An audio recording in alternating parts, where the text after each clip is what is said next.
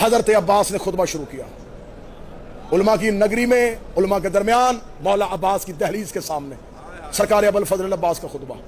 حضرت عباس نے 3 اشارے کیے، وہ تینوں اشارے سننا۔ الحمدللہ الذی شرف ھذا بیتہ بقدوم ابی، 3 اشارے۔ تعریف اس اللہ کی جس نے اس گھر کو اس کے باپ کے قدموں کی وجہ سے عزت دی۔ میں شاعری پڑھتا تم نہ بولتے، میں خطابت کرتا تم نہ بولتے، مجھے دکھ نہ ہوتا۔ میں اپنے شہنشاہ کے الفاظ پڑھ رہا ہوں، داد مجھے نہیں دینے، خطبہ تو میرے شہنشاہ کا ہے۔ میرے مالک نے کہا تعریف اس اللہ کی جس نے اس گھر کو اس کے باپ کے، مولا حسین کی طرف اشارہ، اس کے باپ کے چہرے کی وجہ سے نہیں،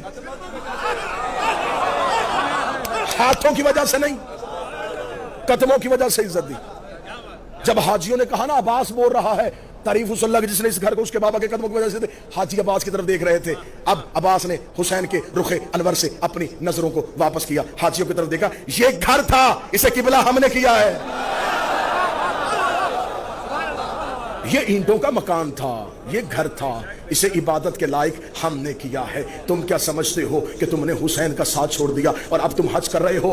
باب الحوائج ابوالفضل عباس کی دہلیز کے سامنے ایک نوکر بن کے بول رہا ہوں، اور مجھے پتا بھی ہے کہ اس کا جلال الہی جلال ہے۔ اس شہنشاہ کے روبرو میں کسی بارگاہ میں نہیں، کسی گوڑ دیہات شہر میں نہیں، مولا شہنشاہ کے صحن میں کھڑا ہو کے پڑھ رہا ہوں۔ حضرت عباس نے یوں حاجیوں کی طرف دیکھا، ایھا الکافرۃ والفاجرہ، اے کافرو،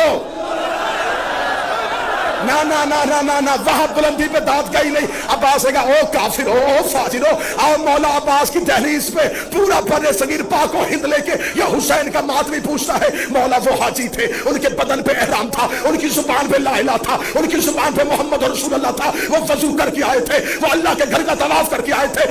آپ نے کعبہ کی چھت میں کھڑے ہو کے انہیں کافر کیوں کہا؟ عباس نے کہا تمہیں عقیدہ دیا ہے جو حسین کو چھوڑ دے وہ کعبے میں بھی کافر ہوگا۔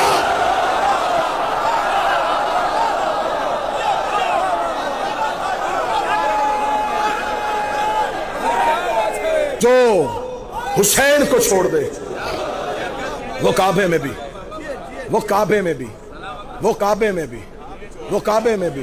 اب کوئی خوف نہیں، غازی کے روبرو پڑھ رہا ہوں۔